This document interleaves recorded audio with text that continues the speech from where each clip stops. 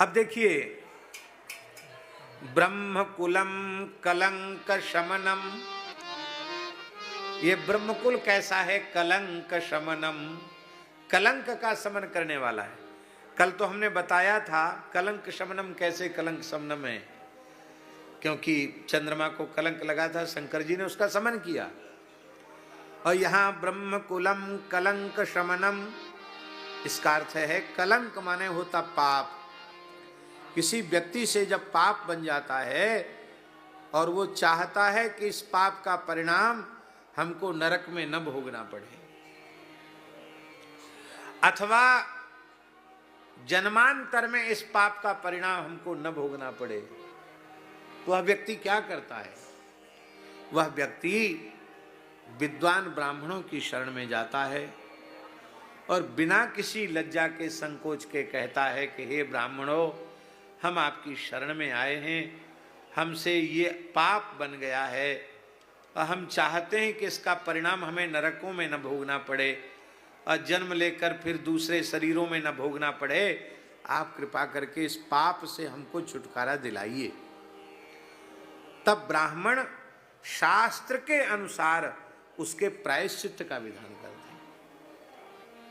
जाने अनजाने गोवध हो गया तो उसको गोवध का क्या प्रायश्चित है, ब्रह्महत्या हो गई तो क्या प्रायश्चित है, और कोई भयंकर पाप हो गया है तो उसका क्या प्रायश्चित है, वो शास्त्र विधि से प्रायश्चित कराकर कलंक शमनम, उसको निष्पाप बना देते हैं। तुम गंगा जी नहा के आओ, तुम ऐसा काम करो, तुम वैसा काम करो, तो कलंक शमनम।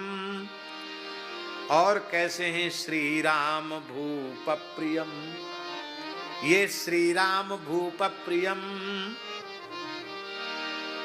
राजा राम जी के सबसे अधिक प्रिय ये ब्राह्मण हैं। स्कंद पुराण में एक कथा आती है। स्कंद पुराण का जो काशी महात्म्य है उसमें कथा आती है, काशी की पंचकोशी परिक्रमा में रामेश्वर महादेव हैं, हमने दर्शन किया और पूजन भी किया। तो भगवान श्री राम जब वहां पधारे काशी यात्रा में, तो उन्होंने अपने नाम से शिवलिंग स्थापित किया जिनको रामेश्वर भगवान कहते हैं। काशी के बाड़व ब्राह्मणों को बुलाया, बाड़व लिखा, बाड़वा, बाड़व किसको कहते हैं? वैदिक धर्म परायण अग्निहोत्री ब्राह्मणों को वाडव कहा जाता है। इसलिए वहां मूल में वाडवा वाडवा ऐसा ही संबोधन उनके लिए आया है, वाडव ब्राह्मण। उन वाडव ब्राह्मणों को बुलाया और कहा कि हम आपको दान देना चाहते हैं। ब्राह्मणों ने मना कर दिया। काशी के ब्राह्मण बोले नहीं, हम तुम्हारे जैसे व्यक्ति का दान नहीं लेते। क्यों नहीं लेते? अरे बोले तुमको भारी ब्रह्महत्या लगी हुई है। ब्रह्मा जी के पुत्र महर्षि पुलस्त्य, मरीचि, पुलस्त्य, ब्रह्मा जी के पुत्र पुलस्त्य, अब पुलस्त्य के पुत्र विश्रवा, और उनसे ये वंश पूरा खानदान, इकलक पूत सवालक नाती तारावणगर धिया न बाती। तो ब्राह्मणों का खानदान ही तो था, वो आपने संहार कर दिया, कितने ब्राह्मणों का वध कर दिया, तो आपको पाप लगा हुआ है, आपका दिया हुआ हम नहीं लेंगे। ये पढ़ लेना स्कंद पुराण में। और राम जी लगे रोने, लिखा है वहां, राम जी रोने लगे। राम जी रोने लगे कि मेरा तो अवतार लेना ही व्यर्थ हो गया, बताओ ब्राह्मण मुझ पर प्रसन्न नहीं है।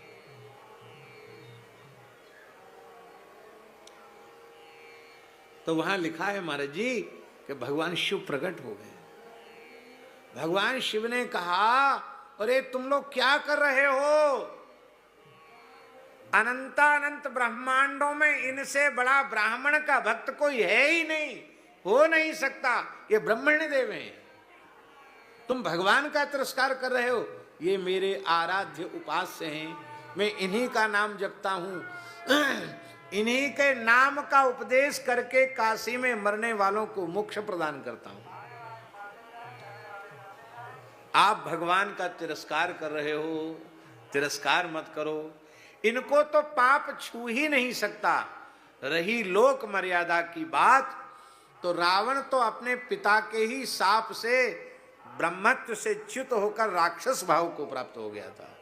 महर्षि पिस्रवा ने इसको शाप दिया था, जा तू अपने कुल खानदान सहित राक्षस हो जा। तो ब्राह्मण कहाँ रहा, वो तो राक्षस हो गया था। इसलिए वेद, गौ, ब्राह्मण और देवता, इन सबके द्रोही का नाश करके उन्होंने वैदिक धर्म की ही स्थापना की है। आप लोग अनुचित भगवान का तिरस्कार कर रहे हो। तब ब्राह्मणों ने वहां यज्ञ कराया, राम जी की स्तुति की, फिर खूब दान दक्षिणा ब्राह्मणों ने प्रसन्नता पूर्वक ली। बोले नहीं महाराज, हम भूल गए थे। तो राम जी को ब्राह्मण प्रिय हैं और ब्राह्मणों को राम जी प्रिय हैं। होत्रे ददादिशम प्राचीम, भगवान श्री राम ने यज्ञ किया, तो यज्ञ में जो होता थे ना ब्राह्मण, उनको पूरी पूर्व दिशा का दान कर दिया।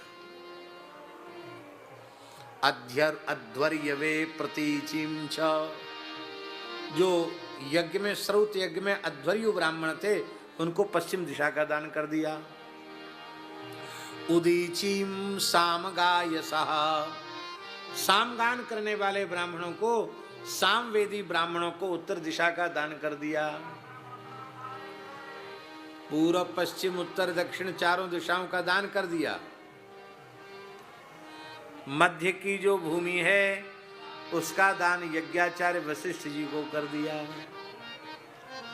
और राम जी अपना सर्वस्व दान करके, शास्त्री जी, केवल एक धोती पहने हैं, ऊपर से उत्तरीय डाले हैं, शरीर पर प्रभु के कोई स्वर्णाभूषण नहीं है, कोई आभूषण शरीर पर नहीं, सब दान कर दिया। तथा राज्ञपि वैदेही सौमंगल्यावशेषिता, जानकी जी के भी कान में केवल सुहाग के चिन्ह कुंडल बचे थे, नाक में नथ बची थी और कंठ में मंगल सूत्र था, केवल सौभाग्य चिन्ह थे। जानकी जी के शरीर पर भी आभूषण नहीं थे, वे भी एक ही साड़ी में थी। और प्रभु वनवास के समय तो लक्ष्मण जी के सहित, और इस यज्ञ की लीला के बाद तो चारों भाई एक वस्त्र में, कोई आभूषण शरीर पर नहीं, कोई मुकुट आदि मस्तक पर नहीं, और चारों भाई खड़े हो गए। जानकी जी खड़ी हैं, सब बहुएं खड़ी हैं, मांडवी जी खड़ी हैं, उर्मिला जी खड़ी हैं, श्रुतकीर्ति जी भी खड़ी हैं। और भगवान ने सिर झुकाकर कहा, अब तो जिनका था उनको हमने दे दिया, ब्राह्मणों का ही था, ये सब ब्राह्मण का है मान के हमने दे दिया, अब हमको आज्ञा दो, क्या करोगे? बोले अब हम भजन करेंगे। बोलो भक्तवत्सल भगवान की। हमने तो सब ब्राह्मणों को दे दिया।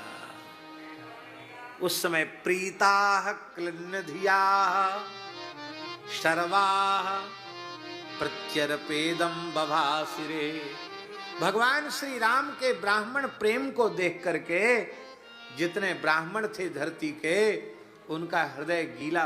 क्लिन्न धिया, ये बड़ी ऊंची बात है।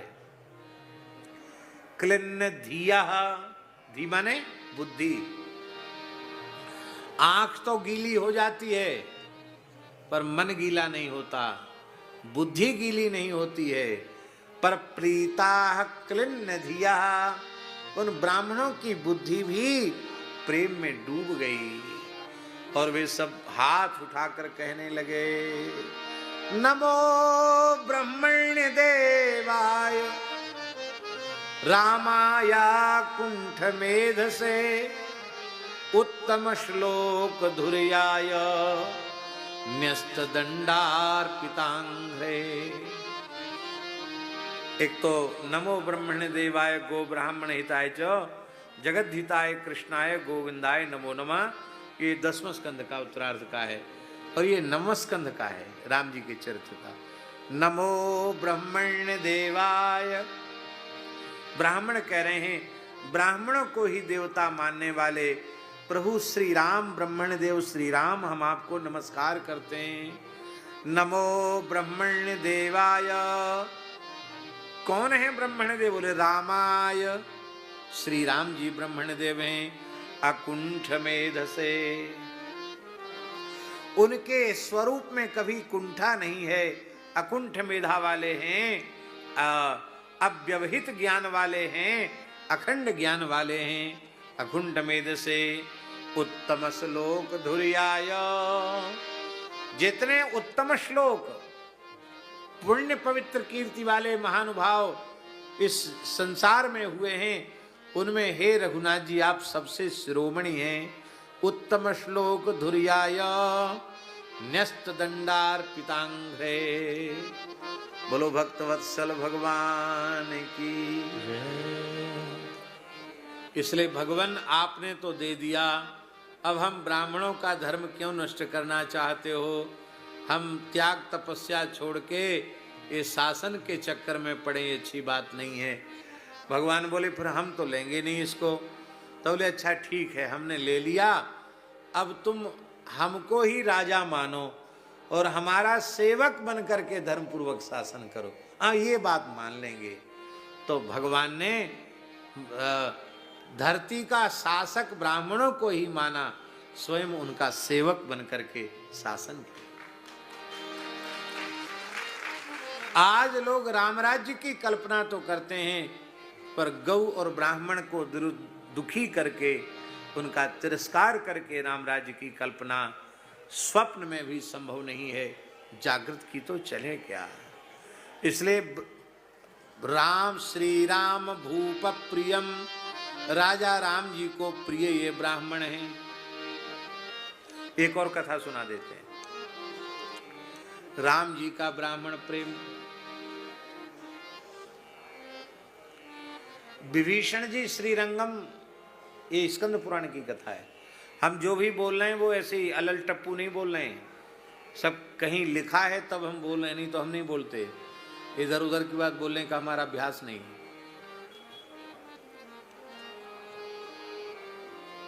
लंका से रोज विभीषण जी कावेरी तट पर विराजमान श्री रंगनाथ भगवान का पूजन करने आते थे, नित्य आते थे। एक बार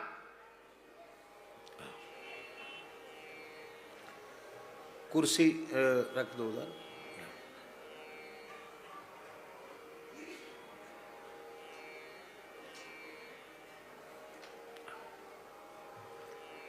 जय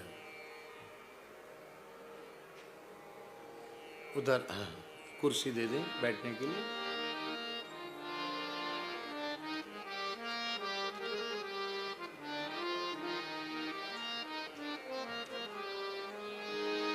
जय जय श्री राधे।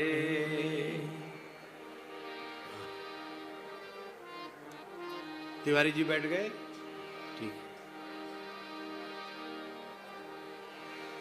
तो एक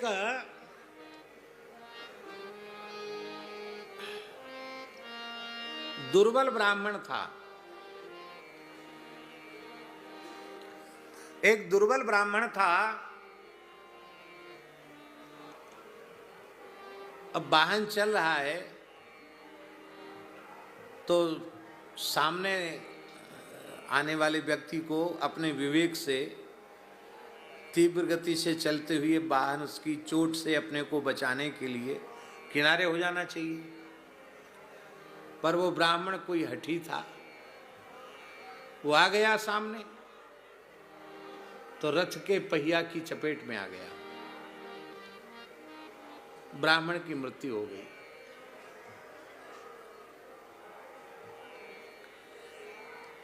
ये उस समय की बात है जब अयोध्या में चक्रवर्ती सम्राट पद पर प्रभु श्री राम विराजमान थे। अब श्रीरंगम के ब्राह्मणों ने विभीषण को पकड़ लिया, बोले बड़ा दुष्ट है, ये ब्रह्म हत्यारा है, पीटो पीटो मारो। सब पीटने लगे। एक पंचायती मार होती है, जानते हैं पंचायती मार। वो पुलिस की मार से भी कई गुना ज़्यादा खतरनाक होती है, क्योंकि पुलिस में तो निश्चित है ना कि एक दो सिपाही थानेदार ने लगा दिए कि इनको थोड़ा मरम्मत करो, इनकी पूछो, उगलवाओ इनसे क्या क्या किया इन्होंने। और पंचायती मार में तो भीड़ इकट्ठी है, अब जिसका मौका पड़ता वही दो चार हाथ मारता है। तो पंचायती मार, आजकल की भाषा में क्या कहते उसको है, जो भी आप लोग समझ गए होंगे, हमें अंग्रेजी आती नहीं। तो उसमें व्यक्ति का बचना बड़ा मुश्किल होता है, भीड़ इकट्ठी होकर मार डालते हैं। विभीषण जी परम शक्ति संपन्न है, लेकिन भक्त कैसा होता है।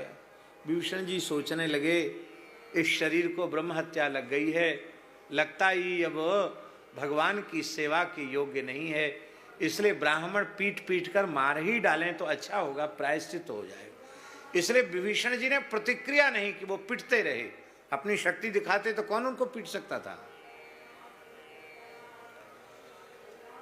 ब्राह्मणों ने कहा, रे इतना मार मारे हैं इसको, फिर भी ये मरता नहीं, मरे कैसे। भगवान ने कह दिया, करहु कल्प भरी राज तुम, मोहि सुमेरहु मन माहि, पुनि मम धाम पैहु, जहां संत सब जाए। भगवान श्री राम ने तो कल्पांत आयु प्रदान की है विभीषण को, आज भी विभीषण जी सदैव विराजमान है।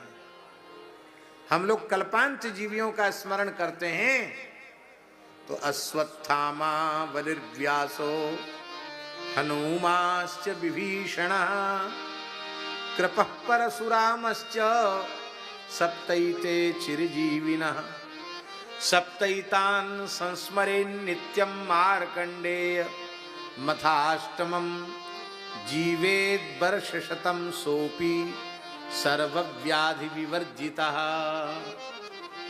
ये कल्पांत जीवी। तो जब भगवान ने कल्पांत आयु दे रखी तो उनको भला मार कौन सकता।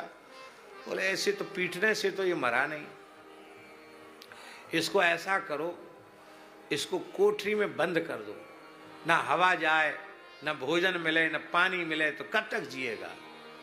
वो इतने गुस्साए हुए ब्राह्मण थे, उन्होंने एक कोठरी में बंद कर दिया। अब प्रभु श्री राम को जैसे ये समाचार मिला तो राम जी ने तत्काल पुष्पक विमान का स्मरण किया। बड़ी विलक्षण कथा है, बहुत से लोगों ने तो कभी सुनी नहीं होगी, पहली बार सुन रहे होंगे। स्मरण करते ही पुष्पक विमान उपस्थित हो गया, भगवान विराजे और अयोध्या से चलकर दक्षिण भारत श्रीरंगम पहुंचे। अब भगवान पहुंचे तो ब्राह्मण सब भगवान के पास है, बड़ा स्तवन करने लगे। भगवान बोले, तुम सब ये कलश वलश लेके आए हो हमारा आदर करने के लिए, अर्घपाद्य लेकर के, चक्रवर्ती सम्राट का आदर करना चाहिए, शास्त्र में लिखा है। ये तो साक्षात भगवान है। बोले हम आदर नहीं लेंगे, हम पूजा नहीं लेंगे। क्यों? क्योंकि हम अपराधी हैं। ब्राह्मणों ने कहा, आप कैसे अपराधी हैं, आप तो परमात्मा हैं। तो भगवान ने कहा, सेवक का किया हुआ अपराध स्वामी का होता है। मेरे सेवक मेरे भक्त विभीषण से अपराध हुआ है, तो उससे जो ब्रह्म हत्या हुई है उसका प्रायश्चित मैं करने के लिए तैयार हूं। जब तक मैं प्रायश्चित न करूं तब तक आपकी पूजा को ग्रहण करने का मैं अधिकारी नहीं। ब्राह्मण रोने लग गए, बोले हम अहंकार में फूले हैं कि हम अमुक हैं अमुक हैं, पर आपकी विभीषण पर कितनी कृपा है, आप विभीषण को कितना प्रेम करते हो। हम तो सब तैयार थे शिकायत करने के लिए, पर अब हम सब ठंडे पड़ गए। भगवान बोले, ठंडे पड़ने की बात नहीं, ब्रह्म हत्या तो हुई है ना, उसका प्रायश्चित कराओ। तो राम जी ने विभीषण की हत्या का प्रायश्चित शास्त्र विधि से किया और ब्राह्मणों को दान दिया। जहां ब्राह्मणों को दान दिया कि नगर बसाया, उसको आज भी श्रीरंगम क्षेत्र में महादानपुरम कहते हैं। वहां के एक ब्राह्मण देवता थे, बहुत अच्छे उच्च पद पर थे भारत सरकार में, एमएस सुंदरम बाबू। हमारे आते भी थे, हम भी उनके यहाँ गए। बहुत अच्छे सज्जन वे ब्राह्मण देवता थे। तो वो कहते थे, हमने कहा आपके गांव का नाम महादानपुरम कैसे हुआ? बोले हमारे पूर्वज ऐसा कहते कि वो राम जी ने दान में दे करके बसाया था, इसलिए महादानपुरम उसका नाम पड़ा। राम जी हमारे यजमान हैं, हम राम जी के पुरोहित हैं, ऐसा स्वाभिमान रखते वहां के ब्राह्मण। राम जी हमारे यजमान हैं।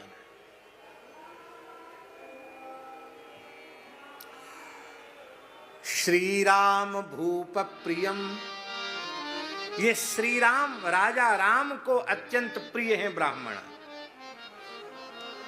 और समास बदलेंगे तो अर्थ बदल जाएगा। बहुब्रीहि समास करेंगे तो क्या होगा? श्री राम भूपः प्रियो येषाम ते श्री राम भूप प्रियाः ब्राह्मणाः। राम जी को ब्राह्मण प्रिय हैं और ब्राह्मणों को राम जी प्रिय हैं। श्री राम भूप प्रियम, ब्राह्मणों को तो राम राजा सरकार ही प्रिय हैं और राम राजा सरकार को ब्राह्मण प्रिय हैं। वंदे ब्रह्म कुलम कलंक शमनम श्री राम भूप प्रियम। यह एक अद्भुत व्याख्या है, जिसमें कल तो हमने इसकी व्याख्या शिवजी के अर्थ में की थी और आज इसकी व्याख्या ब्राह्मणों के अर्थ में की।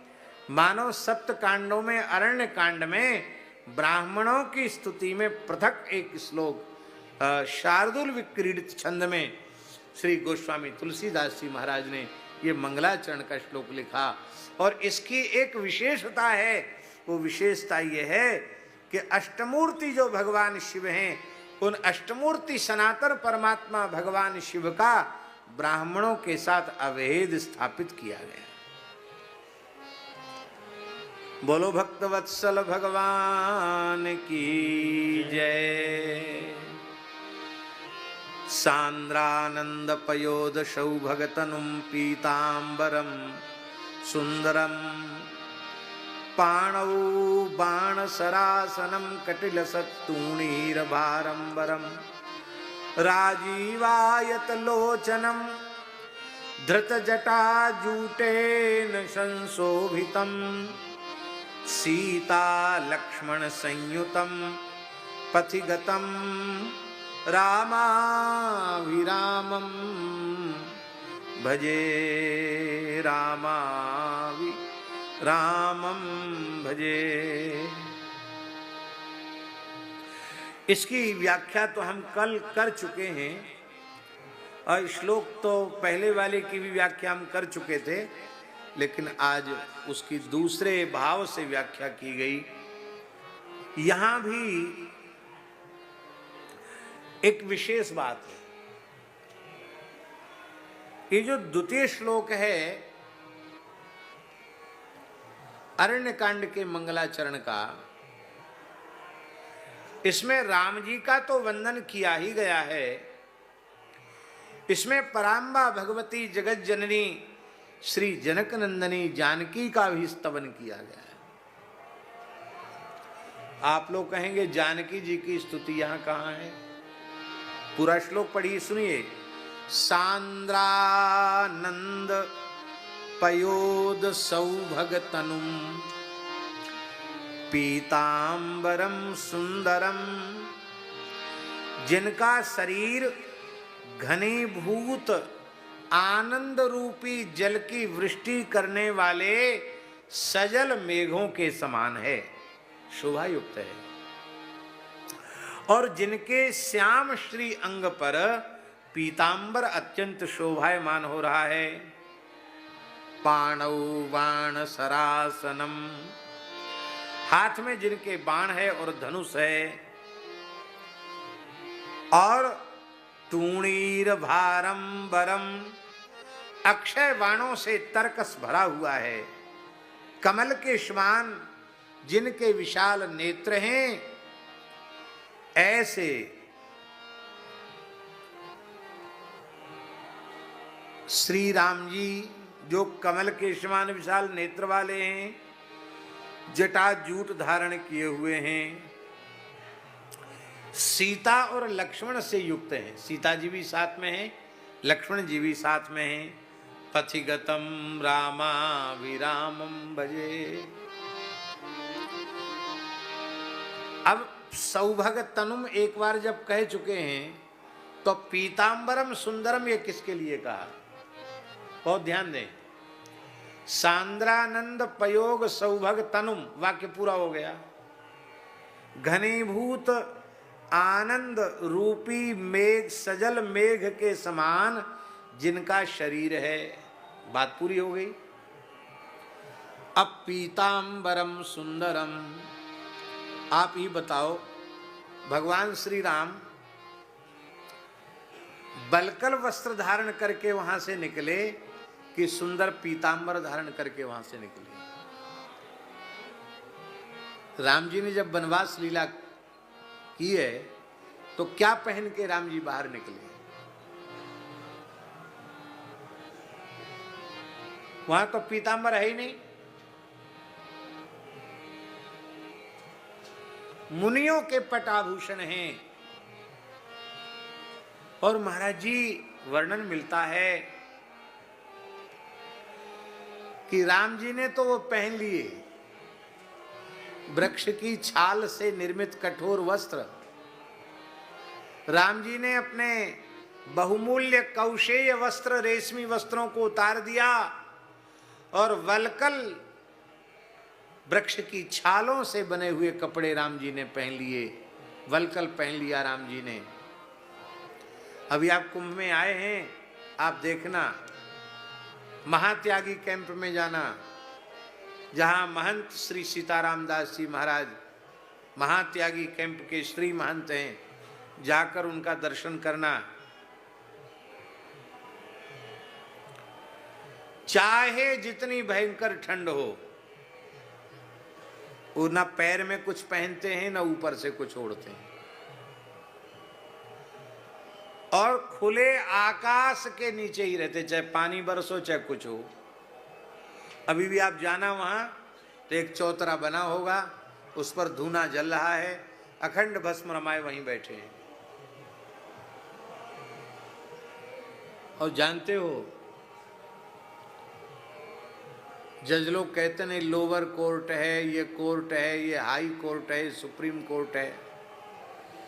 वहां जहां बैठते हैं ना उस धूना पर, उसी को कहते हाई कोर्ट। क्या कहते हैं? त्यागी तपस्वियों की भाषा में कहते हाई कोर्ट। हाई कोर्ट इसलिए कहते हैं, वो हाई कमान है उस जमात के, उनका निर्णय ही सर्वमान्य होगा, हाई कोर्ट का निर्णय है। ऐसी साधुओं में सुप्रीम कोर्ट भी होता है। हाई कोर्ट में जिसका फैसला नहीं होता तो फिर उसके लिए 4 संप्रदाय खालसा है, वहां 4 महंत श्री महंत होते हैं, वहां से जो निर्णय होता है उसको कहते सुप्रीम कोर्ट का निर्णय। 4 संप्रदाय ने निर्णय किया, पुराने साधुओं की परंपरा है। तो वहां आप जाएंगे तो क्या देखेंगे तिवारी जी, कि कपड़े तो शरीर पर नहीं है, तो लंगोटी काय की पहनेंगे? कपड़े की पहनेंगे कि नहीं? कपड़े की लंगोटी नहीं पहनते हैं। केला की जो छाल होती ना, केले की छाल को भिजाते हैं, उसको फिर कूट देते हैं, तो उसका जो रस वगैरह निकल जाता है, उसी को सुखा लेते हैं। तो केले का ही आड़बंद और केले की छाल की ही लंगोटी, उनको महात्यागी कहते हैं। दूसरा कपड़ा नहीं पहनते। आप कहेंगे यहां रह गए, सो नहीं। मान सरोवर कैलाश पर्वत की परिक्रमा तक ऐसे ही एक लंगोटी में, जहां 0 माइनस से भी और नीचे चला जाता तापमान, वहां भी ऐसे ही घूम के आए। मान सरोवर तक, गोमुख तक, और गोमुख के आगे तपोवन तक ऐसे ही गए बर्फ में। अभी भी है महात्मा। ऐसे एक दो संत नहीं, न जाने कितने संत हैं।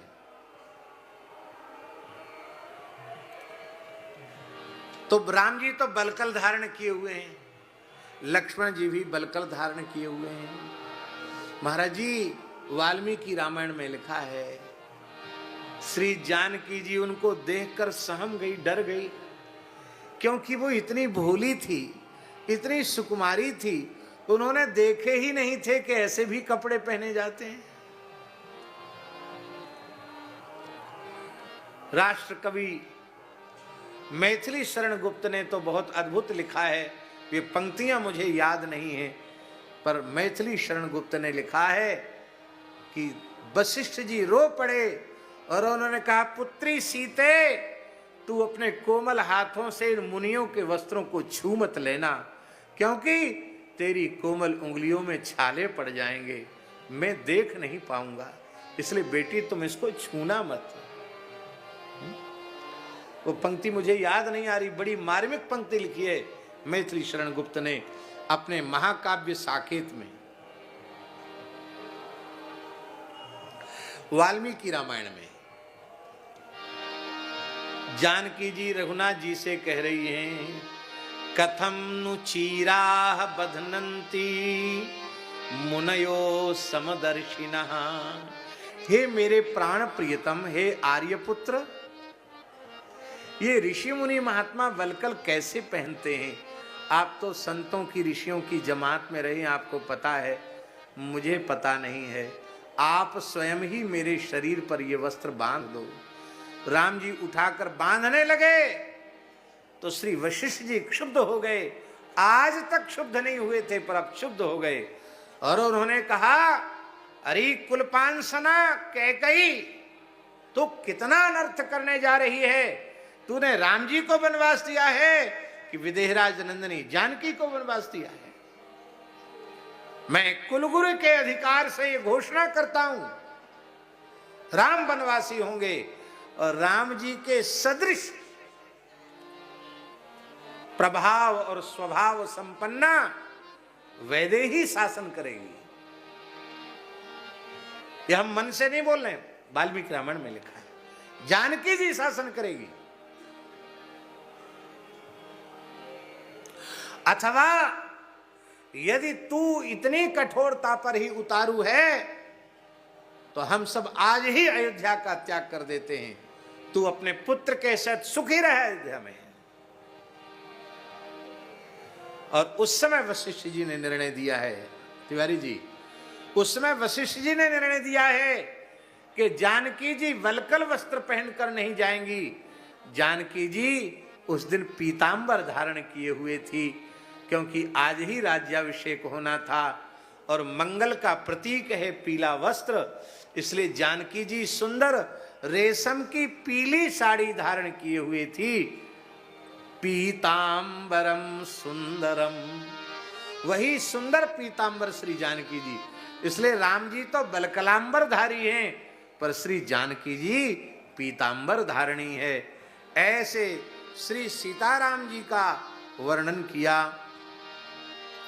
आप लोग कहेंगे कि जानकी जी के लिए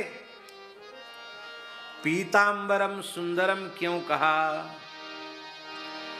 बोले ये पीतांबरम सुंदरम कह करके इस अरण्य कांड में श्री सीताराम जी की विलास लीला का भी वर्णन सांकेतिक रूप में तुलसीदास जी करना चाहते हैं, इसलिए पीतांबरम सुंदरम।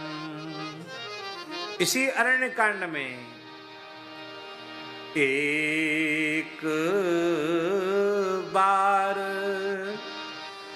चुनी कुसुम सुहाए, एक बार चुनी कुसुम सुहाए, निज कर भूषण राम बनाए, निज कर भूषण राम बनाए। सीता पही राये प्रभु सादर